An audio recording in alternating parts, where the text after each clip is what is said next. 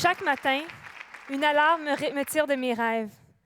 Généralement, je cherche une façon de l'éteindre le plus rapidement possible, mais je réussis une fois sur deux. Par contre, il y a une alarme que je ne réussis jamais à éteindre, et c'est celle qui me rappelle que nous sommes en pleine crise climatique. Il y a quelques années, je suis pratiquement tombée en bas de ma chaise en lisant un article publié dans une des plus grandes revues médicales au monde. Je l'ai même relu plusieurs fois pour être certaine de ce que je voyais. Et noir sur blanc, on concluait avec force que les changements climatiques étaient la plus grande menace à la santé du 21e siècle. La plus grande menace. Et je me rappelle très bien m'être dit, pourquoi? Mais pourquoi c'est pas partout, à la une de tous les journaux, dans nos écoles? Parce que l'environnement, c'était important pour moi. Je me considérais comme informée. Je savais que les ours polaires n'allaient pas très bien, que les coraux étaient en mauvais état, qu'on polluait les océans et qu'on détruisait les forêts. Mais personne ne m'avait dit que les changements climatiques étaient en train de compromettre tous les progrès en santé des dernières décennies. Je suis rentrée en médecine parce que, pour être complètement honnête, je n'avais aucune idée dans quoi je m'embarquais. Mais j'ai postulé avec la ferme conviction qu'un état de bonne santé, autant physique que psychologique, c'est la clé pour que chaque individu puisse se réaliser pleinement. Et ça, à toutes les étapes de notre vie, de nos premiers pas à nos derniers souffles. Je voulais contribuer à ce que tous et toutes puissent faire vivre leurs rêves. Et c'est par la voie de la médecine que j'ai choisi de le faire. À travers les milliers de pages que j'ai mémorisées pour les examens, les stages cliniques, les discussions avec les collègues, les tasses de café, parfois très tard le soir, on a tenté le plus possible au cours de ma formation comme médecin de famille de me préparer à traiter, à prévenir des maladies, à offrir des médicaments, à demander des examens, à prendre soin des gens. Mais aujourd'hui, je fais face à un certain dilemme parce que les changements climatiques sont en train de nous rendre malades. Très malade. Et je sais pertinemment que ce n'est pas entre les quatre murs de ma clinique que je vais être capable de réduire ce risque. Aucune opération, aucune pilule ne pourra magiquement nous sauver des changements climatiques. Si je vous découvre une grave maladie, mais que je ne vous en parle pas, vous m'en voudriez, hein? Eh bien, pour moi, la même question se pose face au changement climatique. Ce n'est pas un diagnostic que je peux simplement écarter ou oublier. Puis c'est même lié à quelque chose qui est à l'essence même de la profession médicale, le sens de la responsabilité sociale. Lorsqu'on devient médecin, on prête serment. Je remplirai mes devoirs de médecin envers tous les patients avec conscience, loyauté et intégrité. Et aujourd'hui, pour honorer ce serment, je n'ai pas d'autre choix que d'avoir un plan de traitement face à la crise climatique. Un plan de traitement qui est politique, qui est sociétal et qui implique des gens qui ne sont même pas dans le domaine de la santé. Ça complique un peu les choses. Mais je pense que c'est le moment que nous ayons une discussion éclairée sur les changements climatiques et notre santé. Imaginez-vous que vous venez de rentrer dans mon bureau de médecin, vous avez passé des examens, j'ai les résultats, vous vous doutez qu'il y a quelque chose qui cloche. Moi, je sais pertinemment que la discussion qui s'en vient ne sera pas facile, mais qu'ensemble, il y a peut-être moyen de s'en sortir. Au moment où on se parle à travers le monde, l'environnement est responsable de 1 décès sur 4. Les changements climatiques viennent s'ajouter à cela. Il faut les voir un peu comme des amplificateurs de risque. Ils sont en train de modifier tous les facteurs qui influencent directement et indirectement notre santé. L'air que nous respirons, la qualité de l'eau que nous buvons, la nourriture à laquelle nous avons accès, nos ressources financières, notre sentiment de sécurité, les endroits même où on décide de vivre. Je vous amène à Montréal, la ville où j'habite. À l'été 2018, Montréal a été le théâtre d'une brûlante canicule. 66 personnes en sont décédées.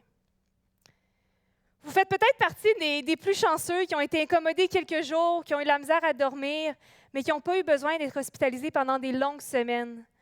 Parce que vous savez, quand il fait chaud, le cœur peut avoir beaucoup de misère à s'adapter à ce stress supplémentaire, d'autant plus quand on est assez âgé, qu'on a certains problèmes de santé mentale ou qu'on vit dans un quartier où le béton est roi et que les arbres sont plutôt rares. Avec les changements climatiques, les vagues de chaleur vont devenir de plus en plus chaudes, de plus en plus longues et vont arriver de plus en plus souvent.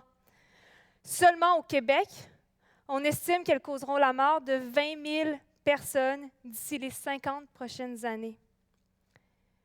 Moi, je refuse d'apprendre à normaliser ces décès-là qui peuvent être évités. Les changements climatiques partagent aussi beaucoup avec la pollution de l'air. C'est pas très compliqué. La pollution, c'est toxique pour à peu près tous les organes et toutes les parties du corps.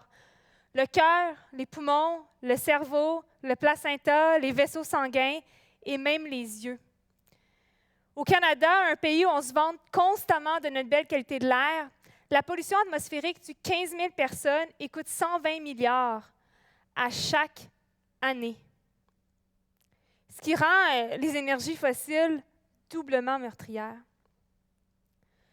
Mais les changements climatiques, c'est beaucoup plus que la chaleur extrême et la pollution de l'air. C'est les inondations, les feux de forêt, les ouragans qui détruisent nos maisons, parfois même les hôpitaux, et qui nous forcent à nous déplacer. Ce sont des allergies qui vont durer plus longtemps, qui vont arriver plus tôt. Ce sont des nouvelles maladies infectieuses transmises par des petites bébites qui ont un plaisir fou à découvrir des nouveaux territoires où il leur fait bon vivre. Ce sont même peut-être des nouvelles pandémies ravageuses. Ce sont nos sols doublés d'une exploitation intensive qui peinent de plus en plus à nous nourrir. C'est un climat social d'incertitude, de stress, de peur, de deuil. Je pourrais continuer de vous abreuver de statistiques épeurantes parce que, croyez-moi, il y en a des tonnes, j'en lis pratiquement tous les jours. Mais je pense qu'à ce point-ci, dans notre discussion, vous avez compris l'essentiel. Vous partagez ce diagnostic, je vous l'admets, ça me fait un peu peur parce que c'est le mien aussi, je le partage avec vous. On a détruit un environnement pour en reconstruire un qui est en train de nous détruire à petit et à grand feu. On est face à une urgence médicale. Et puis, comme on apprend en médecine, face à une urgence, qu'est-ce qu'on fait? On traite le plus rapidement possible et au meilleur de nos connaissances parce que l'espoir de la guérison, il est précisément là. Alors, le traitement que je vous propose aujourd'hui est en deux temps. D'abord, quand on pense au changement climatique, pensons à notre santé. Et ensuite, quand on parle d'actions qui sont bonnes pour le climat, parlons d'actions qui sont bonnes pour notre santé. Il n'y a pas si longtemps, des experts ont reconnu, en fait, les changements climatiques comme étant la plus grande opportunité d'améliorer la santé de tout le monde, partout sur la planète. Pourquoi? Parce que l'action climatique, c'est bon pour la santé. L'action climatique, c'est bon pour la santé parce que ça améliore la qualité de l'air qu'on respire en diminuant la quantité de substances polluantes qui rentrent dans nos poumons à tous les jours. L'action climatique, c'est bon pour la santé parce que ça nous permet de repenser notre alimentation, faire plus de place aux végétaux, moins à la viande rouge. Ça encourage même nos producteurs locaux.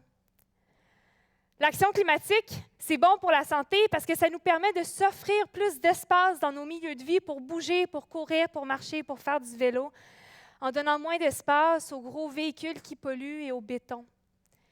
Et l'action climatique, ça protège notre santé parce que ça protège la nature. Et les arbres ont ces immenses pouvoirs de diminuer la température ambiante, de diminuer la pollution atmosphérique et même de nous rendre plus heureux. Récemment, une équipe de chercheurs a essayé de quantifier ça représentait quoi ce potentiel-là de vie sauvée si les pays rehaussaient d'ambition climatique et respectaient l'accord de Paris d'ici 2040. Ils ont regardé 9 pays, ce qui représente 50 de la population mondiale et 70 des émissions de gaz à effet de serre. Ça inclut les gros joueurs, la Chine, l'Inde, les États-Unis. Si ces pays-là rehaussaient d'ambition climatique et priorisaient la santé, on pourrait sauver 1,6 million de vies avec une meilleure qualité de l'air, 6,4 millions de vies avec une meilleure alimentation et 2,1 millions de vies par une meilleure activité physique. Et ce, à chaque année. Ce qui est étonnant, c'est que ces impacts-là, les liens entre la santé et les changements climatiques, sont souvent oubliés. On ne les calcule pas, on ne les intègre pas dans les analyses financières. Mais pourtant, ça se mesure très bien.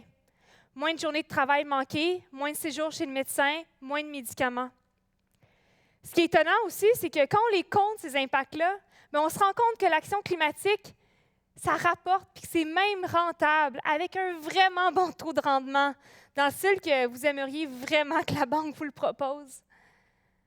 À l'échelle internationale, ça pourrait représenter des trillions de dollars épargnés à chaque année. Alors, on fait quoi? Bien, quand on pense au changement climatique, on pense à notre santé. Mais après, on en parle.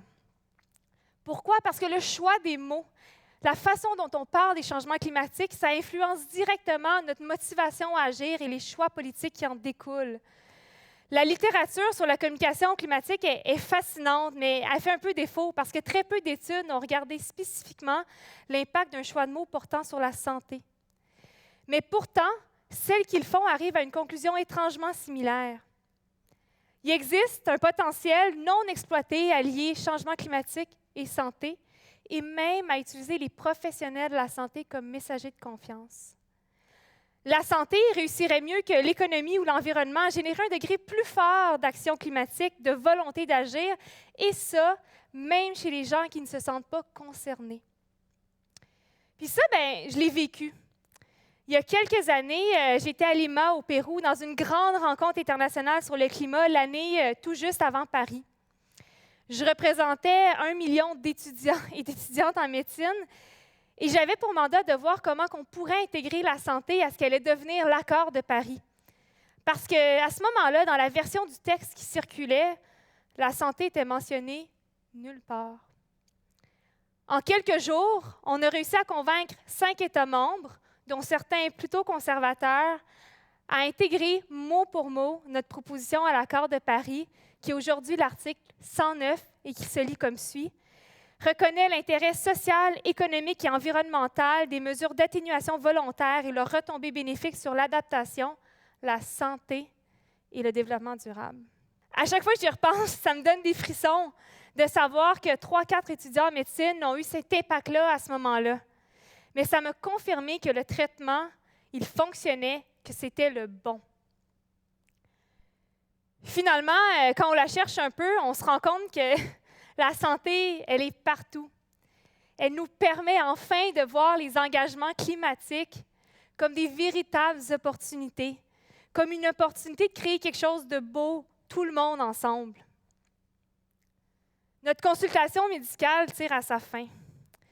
C'est difficile de prédire avec précision comment notre maladie climatique va évoluer. Mais je le vois un peu comme si j'étais dans une salle d'urgence et qu'un patient devant moi faisait un arrêt cardiaque. J'ai des décisions critiques à prendre et je dois le faire rapidement parce qu'après tout, j'ai une vie à sauver. Collectivement, on est un peu dans cette situation-là. Les scientifiques nous disent que les 10 prochaines années seront cruciales, que c'est le temps de prendre des bonnes décisions et de le faire maintenant. Mais comme je sais que c'est possible de réussir la transition énergétique, je sais que c'est possible de sauver des millions de vies partout sur la planète et dont la nôtre. Alors, au cœur de ce traitement, d'abord, quand on pense au changement climatique, pensons à notre santé, à celle de nos parents, à celle de nos enfants. Et lorsqu'on parle d'actions qui sont bonnes pour le climat, parlons d'actions qui sont bonnes pour notre santé. Maintenant, quand l'alarme sonne le matin pour me réveiller, je pense à tout ce qui est possible de faire, à ce traitement climatique qui fonctionne, qui est à notre portée, qui est accessible. Et maintenant, l'alarme, je la trouve beaucoup plus agréable. Merci.